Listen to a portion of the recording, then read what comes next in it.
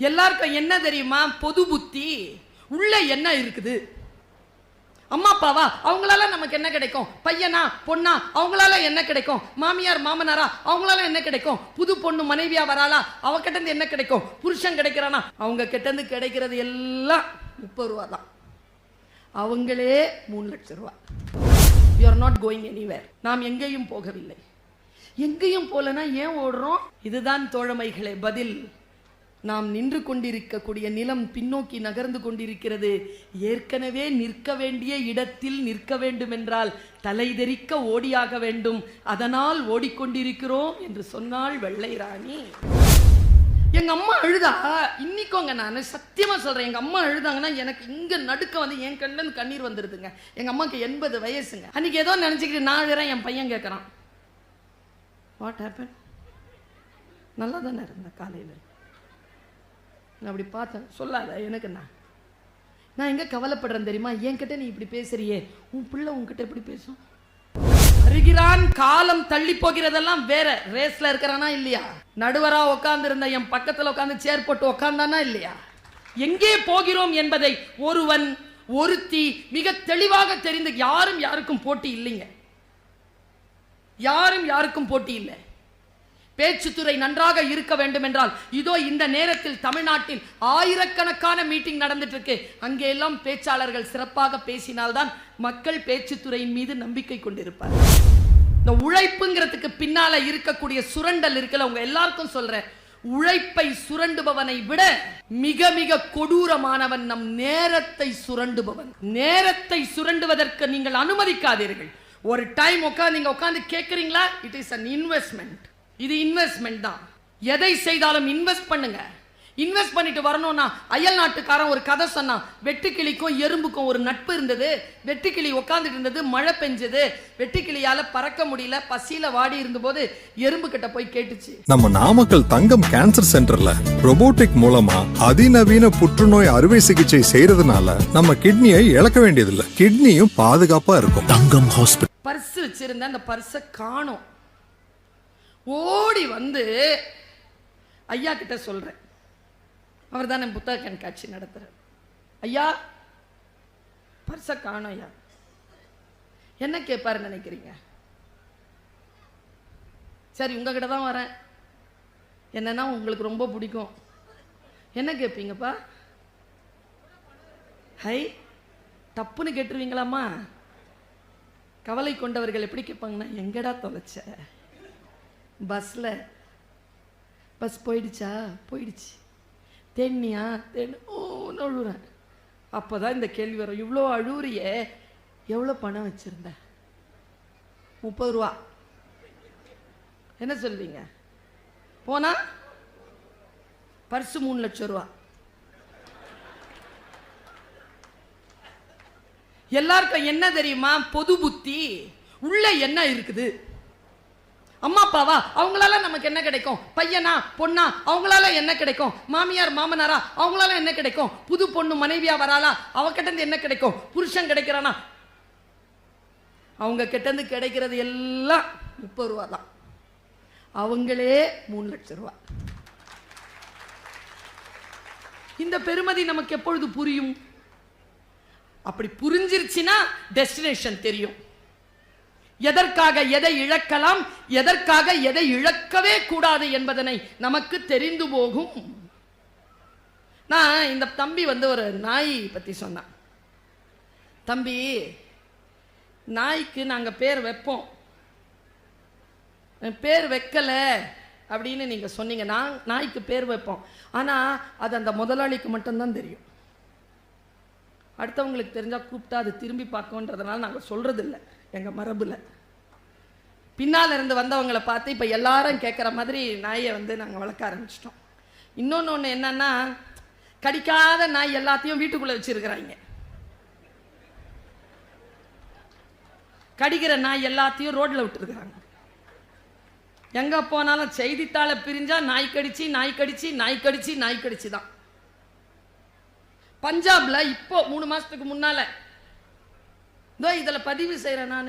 போட்டோம், இந்த பேச்சு எங்க போகுதோ போட்டோம். ஹைகோர்ட் இருக்குல்ல, பஞ்சாப் ஹைகோர்ட், அது ஒரு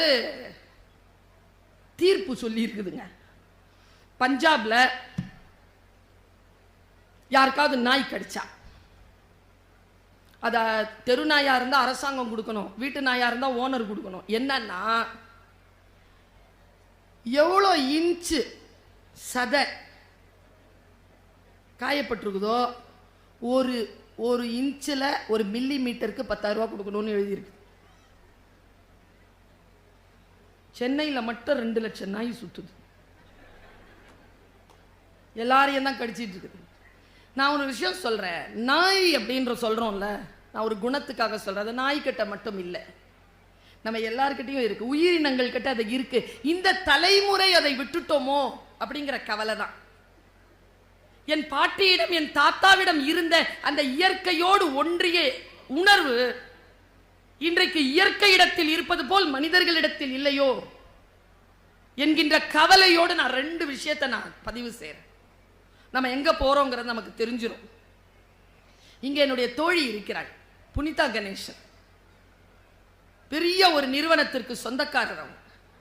அவங்க சாதாரணமாவே மூலிகை மருந்து சொல்லிக்கிட்டே இருப்பாங்க. எதுனா கூட அவங்களுக்கு மூலிகை மருந்து சொல்லிடுவாங்க, நல்ல சமைப்பாங்க.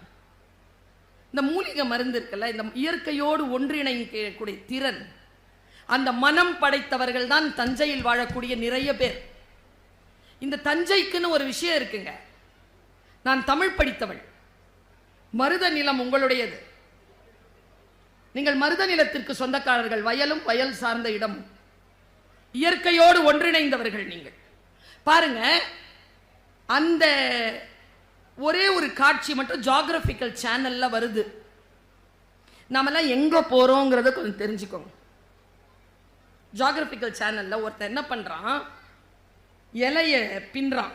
கொஞ்ச நேரம் தான் வருது அந்த வீடியோ. இலைய பின்றான், பின்னி ஒரு போர்வை பண்றான். போர்வை பண்ணி ஒரு ஆற்றினுடைய ஒரு திட்டு மேல உட்காந்துக்கிட்டு அந்த போர்வையை முழுக்க போத்திக்கிறான். ஒரு கேமரா வைக்கிறான், இயற்கையை படம் பிடிக்கிறான். அவன் கேமராவை அப்படி பார்த்துட்டு இருக்கிறது, இன்னொருத்தன் அவனை கேமரா எடுத்துட்டு இருக்கான். சரியா? ஒரு நாரை பறந்து வருதுங்க, இறந்து போன 86 அகவை பத்மபூஷன். நாங்க எல்லாருமே உட்கார்ந்துட்டு இருக்கிறோம். எங்களுக்கு சொன்ன மாபெரும் அறிவுரை இது. சாதாரணமா தான் இருக்கும், புரிஞ்சுக்கோங்க. நம்ம யாருக்குமே எங்க போறோம்னே தெரியலீங்க, யாருக்குமே தெரியாது நம்ம எங்க போறோம்னு. ஆனா ஓட்டம் மட்டும் நிக்கவே இல்லை, தலை தெறிக்க ஓடிக்கிட்டு இருக்கோம். எங்க போறோம்னு கேட்டு உங்க எல்லார்கிட்டயும் கேட்கிறேன், யாருங்க பெரியாள்? என் பையன் பெரியாள், அவனை என் பொண்ணு பெரியாள் அப்படின்னா என்னப்பா? IAS officer ஆக்கிடலாமா? சார் கிட்ட கேட்கிறேன், ஐஏஎஸ் ஆபீசர் எல்லாம் பெரியாளா சார்? எல்லாரும் பெரிய ஆட்களா சார்? போலீஸ்காரங்களா ஆக்கிடலாமா? பேராசிரியர் ஆக்கிடலாமா? இல்ல இந்த மாதிரி ஆசிரியர் ஆக்கிடலாமா? யாருங்க பெரியாளு? எங்கெங்க போறாங்க? ஒருத்தன் சொன்னான், எந்த ஒரு மனிதனால் 4 பேருக்கு நன்மை நடக்குதோ அவன் பெரியாள். அவன் எந்த துறை சார்ந்தவனாக இருக்கட்டும், 4 பேருக்கு நன்மை நடக்கிறதா நீ பெரியாள். மூசா ரஜா சொன்னார், ஐன்ஸ்டீன் சொன்னாங்கல்ல, ஐன்ஸ்டீன் சொன்ன ஒரு விஷயம், ஆலிஸ் இன் ஒண்டர்லேண்ட் ஒரு படம், அதை மட்டும் சரியா புரிஞ்சுக்கிட்டா, ஐன்ஸ்டீன் சொன்னது இது, இந்த படம் அல்ல அந்த கதை, அதை சரியா புரிஞ்சுக்கிட்டா பிசிக்ஸ்ல நோபல் பரிசு வாங்கலாம்னு அவர் சொல்லியிருக்காருங்க. அது ஒரு பிசிக்ஸ் பேஸ்டான ஒரு படம், அது ரொம்ப டெப்தா பார்த்தா பிசிக்ஸ் பேஸ்டான ஒரு படம் அது, ஆலிஸ் இன் ஒண்டர்லேண்ட். நாம எல்லாம் அது ஒரு காமிக்கா தான் பார்ப்போம், ஒரு ஃபேரி டேலா தான் நம்ம பார்ப்போம், டிஸ்னி வேர்ல்டுடைய ஒரு படமா தான் பார்ப்போம். இல்ல 2 ஒரு காட்சி மட்டும் இருக்கும், உங்கள் சிந்தனைக்காக சொல்லுகிறேன். போக பயமா? இதை தனியா விட பயம், அதான் உண்மை. ஆலிஸ் ஓடும் பொழுது ராணியும் ஓடுவா, ஓடிக்கிட்டே பின்னங்கால் பிடரியில் பட வேகமாக ஓடிக்கொண்டிருக்கக்கூடிய அந்த ஆலிஸ் கேப்பா, queen where we are going, எங்கே போகிறோம்? ராணி சொன்ன பதில் தான் super, we are not going anywhere, நாம் எங்கேயும் போகவில்லை. எங்கேயும் போலனா ஏன் ஓடுறோம்? இதுதான் தோழமைகளே பதில். நாம் நின்று கொண்டிருக்கக்கூடிய நிலம் பின்னோக்கி நகர்ந்து கொண்டிருக்கிறது. ஏற்கனவே நிற்க வேண்டிய இடத்தில் நிற்க வேண்டும் என்றால் தலைதெறிக்க ஓடியாக வேண்டும். அதனால் ஓடிக்கொண்டிருக்கிறோம் என்று சொன்னாள் வெள்ளை ராணி. ஏற்கனவே இருக்க வேண்டிய இடத்தில் நிற்க வேண்டும் என்றாலே நாம் ஓடிக்கொண்டிருக்க வேண்டும் என்பதுதான்.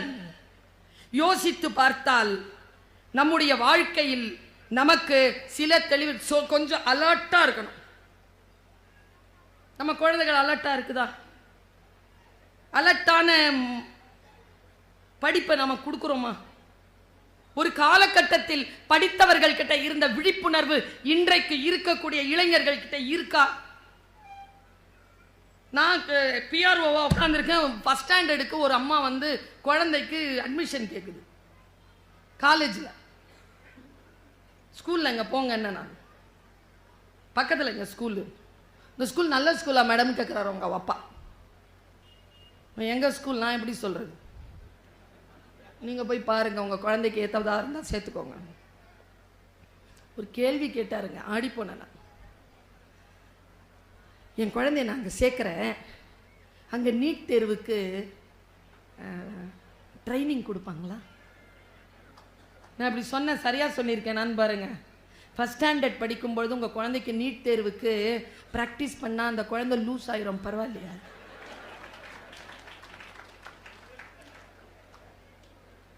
நான் ஒன்று சொல்லட்டுமா?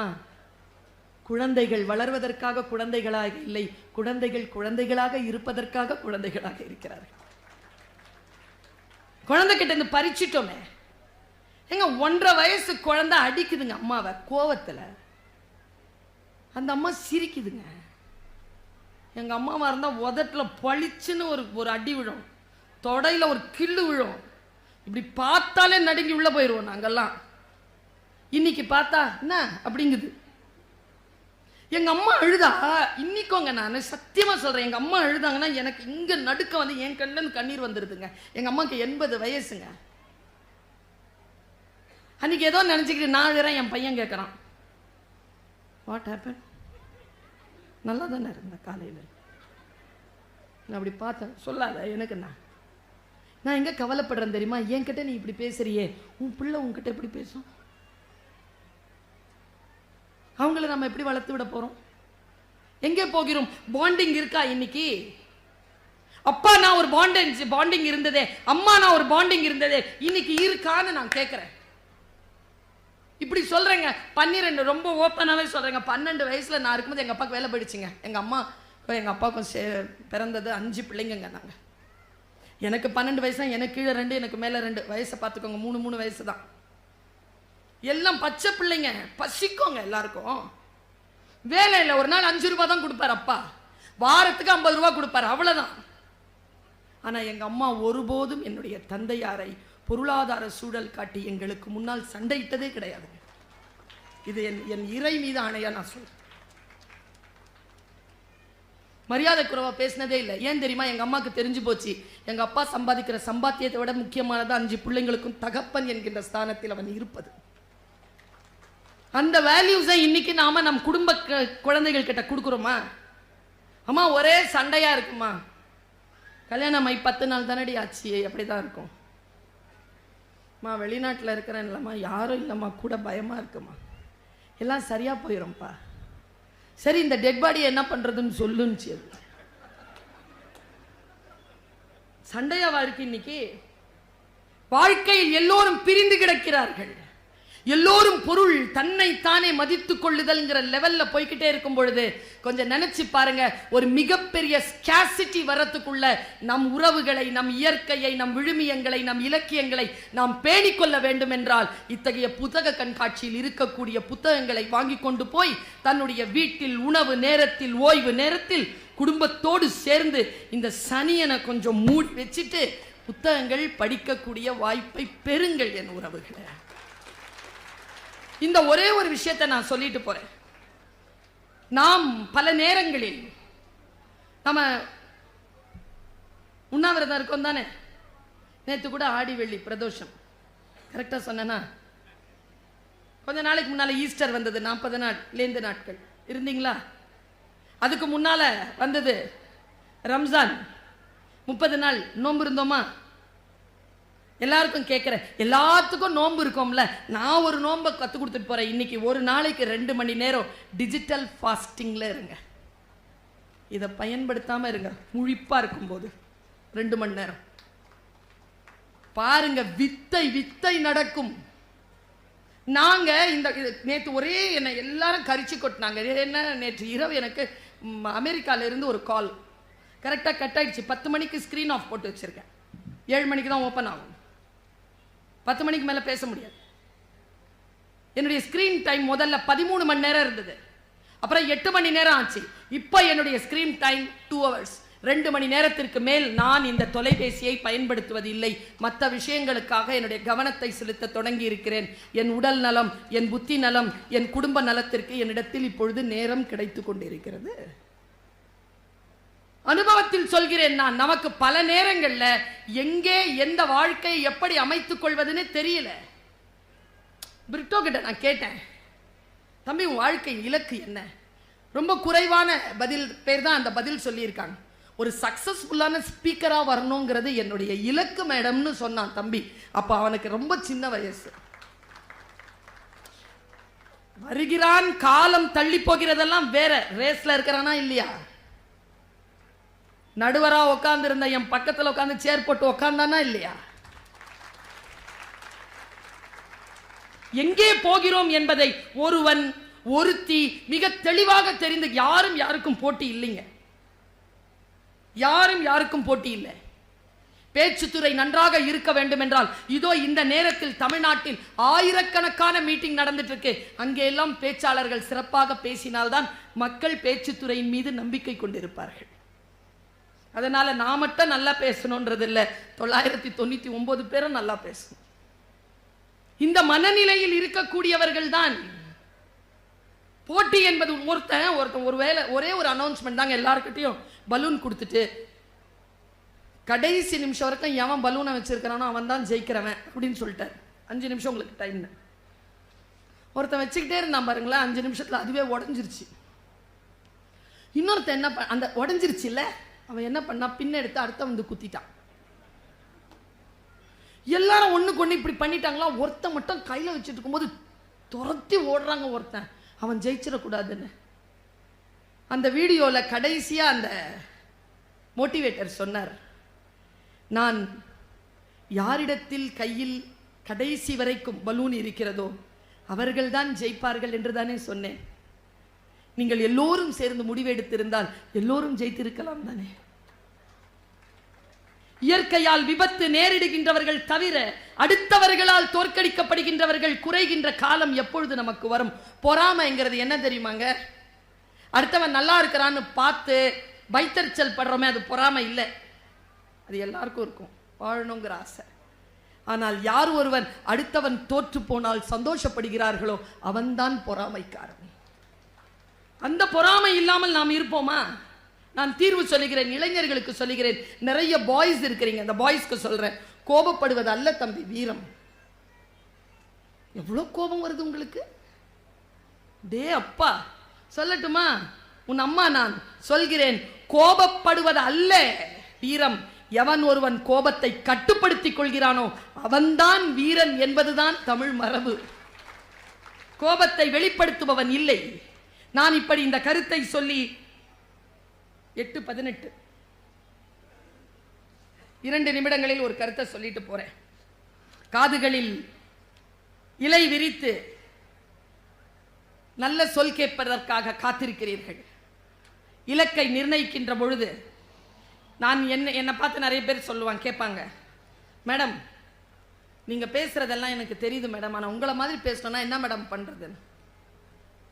என்ன பதில் சொல்ல முடியும் அவர்களுக்கு? நான் சொல்லட்டுமா? பயிற்சி தான். பயிற்சி எப்படி எடுக்க வேண்டும்? பயிற்சி என்பது பணம் தொடர்பானது அல்ல. ஒரு பாக்ஸிங்ல இருக்கக்கூடிய ஒரு ஸ்ட்ரோக் 1000 ஸ்ட்ரோக் அடிச்சு பழகாத, ஒரே ஸ்ட்ரோக்க 1000 முறை அடிச்சு பழகுன்றான் ப்ரூஸ்லி. பேசி பேசி பழகுங்க, எழுதி எழுதி பழகுங்க, சமைச்சு சமைச்சு பழகுங்க, ட்ரெஸ் அணிவதை செய்து செய்து பழகுங்கள், படித்து படித்து பழகுங்கள், உயர்வதற்கு என்ன வேண்டும் என்பதனை நினைத்து நினைத்து பழகுங்கள். ரொம்ப ஸ்மார்ட்டா ஒர்க் பண்ணலாங்க, வெரி ஸ்மார்ட் ஒர்க் பண்ணலாம். எனக்கு தெரிஞ்சு தமிழர்கள் போல ஸ்மார்ட் ஒர்க் பண்ணவங்க வேறு கிடையாது. ஆனால் நாம் அயல் நாட்டு மோகத்தோடு சுற்றி கொண்டிருக்கிறோம். அயல் நாட்டில் ஒரு நீதி கதை சொல்லப்படுகிறது, உழைப்பு. இந்த உழைப்புங்கிறதுக்கு பின்னால இருக்கக்கூடிய சுரண்டல் இருக்குல்ல, உங்க எல்லாருக்கும் சொல்றேன், உழைப்பை சுரண்டுபவனை விட மிக மிக கொடூரமானவன் நம் நேரத்தை சுரண்டுபவன். நேரத்தை சுரண்டுவதற்கு நீங்கள் அனுமதிக்காதீர்கள். ஒரு டைம் நீங்க உட்கார்ந்து கேட்கறீங்களா, இட் இஸ் an இன்வெஸ்ட்மெண்ட். இது இன்வெஸ்ட்மெண்ட் தான். எதை செய்தாலும் இன்வெஸ்ட் பண்ணுங்க. இன்வெஸ்ட் பண்ணிட்டு வரணும்னா, அயல் நாட்டுக்காரன் ஒரு கதை சொன்னான். வெட்டுக்கிளிக்கும் எறும்புக்கும் ஒரு நட்பு இருந்தது. வெட்டுக்கிளி உட்கார்ந்துட்டு இருந்தது, மழை பெஞ்சது, வெட்டுக்கிளியால பறக்க முடியல, பசியில வாடி இருந்தபோது எறும்பு கிட்ட போய் கேட்டுச்சு, பசிக்குது, ஒரே ஒரு நெல்மணி கூட பிச்சை. எறும்பு பார்த்துச்சு, அறிவில்லை உனக்கு, உழைச்சியா நீ, தின்னுட்டே இருந்த, உழைச்சதெல்லாம் தின்னுட்டே இருந்த, உழைப்புன்னு என்ன தெரியுமா, சேமிப்பும் உழைப்பின் ஒரு மிகப்பெரிய பகுதி, சேர்த்து வச்சியா நீ, எப்ப பார்த்தாலும் இந்த கிட்டாரை வச்சு வாசிச்சுட்டு இருக்கிற, கிட்டாரை கொடு. கிட்டாரை வாங்கி வச்சுக்கிச்சு, டெய்லி வெட்டுக்கிளி எறும்புகளோடு போய் சேர்ந்து 10 தானியம் சம்பாதித்தது என்று எல்கேஜியிலே ஆங்கிலேயர்கள் கதை வைத்து விட்டு போனார்கள். நான் கதையை அங்கிருந்து தொடங்குறேன். நான் தான் அந்த வெட்டுக்கிளி.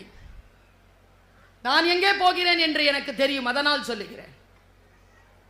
நான் தான் அந்த வெட்டுக்கிளி. பசி, எறும்பு கிட்ட கேட்டேன்தான். எறும்பு என்னுடைய என்னுடைய கிட்டாரை புடுங்கிருச்சு. நான் அது கூட போய் டெய்லி கூலி வேலை செஞ்சு 10 ரூபா 10 தானியம் சம்பாதிக்கிறேன். 10வது நாள் எனக்கு அந்த வேலை போர் அடிச்சிருச்சு. நான் யோசிக்கிறேன், நான் இது கூட போய் இந்த வேலை செய்யணும்னா நான் ஏன் வெட்டுக்கிளியா பிறந்தேன்? எனக்கு ஏன் கிட்டார் வாசிக்க தெரியும்? எறும்புக்கு தெரியாதது எனக்கு தெரியுதில்ல. செத்தாலும் சாவேனே தவிர, இதை நான் சொல்லலைங்க, எல்லா வெற்றியாளர்களும் சொல்கிறார்கள், வெற்றி பெறுவதோ தோற்பதோ முக்கியமல்ல, இஷ்டத்தின்படி வாழ்ந்துவிட்டு எது எல்லாம் உங்களுக்கு இஷ்டமா இருக்குதோ. இதை சொன்னவர் பாலு மகேந்திரா. எனக்கு படம் எடுக்கிறது பிடிக்கும், வெற்றி தோல்வியெல்லாம் இல்லை, படம் எடுக்க பிடிக்கும், அவ்வளவுதான். சம்பாதிக்கிறனோ புகழோ பயணமோ, மக்களுக்கு நல்லதை சொல்ல வேண்டும். பயணம் போய்கொண்டே இருக்கிறது. நான் அந்த கிட்டார் அவன் கிட்ட போனேன், மரியாதையை என் கிட்டாரை கொடு, செத்துருவேன், சாவுறேன், கிட்டார் வாசிச்சுட்டு சாவுறேன், பசிக்காக்கெல்லாம் இந்த வேலையை செஞ்சுட்டு இருக்க முடியாது என்னால, கொடு, இனிமேல் வந்த சாவடிச்சிருந்துச்சு. அந்த எறும்பு வந்தாதானே, நான் எதுக்கு சாவடிக்கணும், நீயே பசியில செத்து போற பாரு, ஏய் மரியாதையா என்னுடைய கிட்டாரை கொடு. வாங்கிட்டு போய் மரத்தில் உட்காந்துச்சு, மழை நின்று இருந்துச்சு, கிட்டார் வாசிக்க ஆரம்பிச்சது. பா என்ன சுகம், வாசிச்சுக்கிட்டே இருக்கு, பசிக்குது, போய் இலைய சாப்பிடுது வருது, வாசிக்குது போகுது, இலைய சாப்பிடுது வருது, வாசிச்சுக்கிட்டே இருக்கு. சாயந்தரம் ஆச்சு, 2-3 மணி. கீழே பார்த்தா நிறைய எறும்பு போய்கிட்டே இருக்கு. சே, நேற்று ஃபுல்லாக இதுங்களோட தானே உழைச்சி கிடந்தேன். கீழே பார்க்கும்போது வேகமாக போயிட்டு இருந்தது ஸ்லோவாகுது. எதுக்குடா ஸ்லோ ஆகுதுன்னு இது வாசிக்குது, வேகமாக போகுது. இது நிறுத்தின உடனே ஸ்லோவாக போகுது. இது வாசிச்சா வேகமாக போகுது, நிறுத்தினா ஸ்லோவாக போகுது. நேராக கீழே இறங்கி ஒரு எறும்பை கூப்பிட்டுச்சு. ஏன் வேகமாக போகிற, ஸ்லோவாக வர? இல்லை, ஒரு மியூசிக் கேட்குது, அது ரொம்ப நல்லா இருக்குது, உழைப்பின்கான கவலை இல்லாமல் நான் போகிறேன். நிறுத்திட்டா பெயினாக இருக்கு. உனக்காக ஒரு நாள் நீ எவ்வளோ சம்பாதிப்ப? 10 சம்பாதிப்ப. நான் நீ வாசிச்சா 15 சம்பாதிப்ப. அதில் ஒன்னே எனக்கு கொடுக்குறியா? உனக்காக நான் வாசிக்கிறேன். ஓகே, அதில் என்ன, வாசிப்பியா? அப்படி 10,000 எறும்போட பேச்சுவார்த்தை முடிச்சிருச்சு. லைன் கட்டி போன எறும்பு 10 தானியம் சம்பாதிக்க தான் இஷ்டப்பட்ட வேலையை செய்து கொண்ட வெட்டுக்கிளி 10,000 சம்பாதித்தது என்பதனை நீங்கள் புரிந்து கொள்ளுங்கள். குழந்தைகளை விளையாடாத, நடிக்காதன்னு திட்டாதீங்க. டேய், சம்பாதிக்கிற மாதிரி நடிடா, சம்பாதிக்கிற மாதிரி விளையாடுடான்னு சொல்லிக்கோ. ஏன்னா அந்த 2 டிபார்ட்மெண்ட் தான் இப்போ நிறைய சம்பாதிச்சுட்டு இருக்குது. ஒண்ணு மட்டும் சொல்லிக் கொடுங்க, திரையில் தோன்றி மட்டும் நாட்டிற்கு தலைவனாகிவிட முடியாது என்பதனை மட்டும் சொல்லிக் கொடுங்க. தமிழர்கள் அதை நன்றாக அறிந்தே வைத்திருக்கிறார்கள் என்பதனை தெரிந்துதான் பேசுகிறேன். குழந்தைகள் செம்புட்பறவையை போல் சிறகை விரிந்து எழுந்து பறக்கட்டும். நாமும் துறைமுகத்தில் கட்டப்பட்ட கப்பல் போல ஆழ்கடலை பல சூறாவளிகளை கடந்து நம்முடைய பயணங்களை மேற்கொள்ளுவோம். இப்படி சொல்லி நிறைவு செய்கிறேன். டெஸ்டினேஷன் இல்லை, இலக்கு அல்ல நோக்கம், பயணம்தான் நோக்கம். பயணத்தை பொருள் புரிந்து தயாரித்து கொண்டு செய்தால் நாம் எங்கே போகிறோம் என்பது நமக்கு புரிந்து போகும். வாழ்க தமிழ், வளர்க தமிழ்நாடு. உங்கள் அத்துணை பேருக்கும்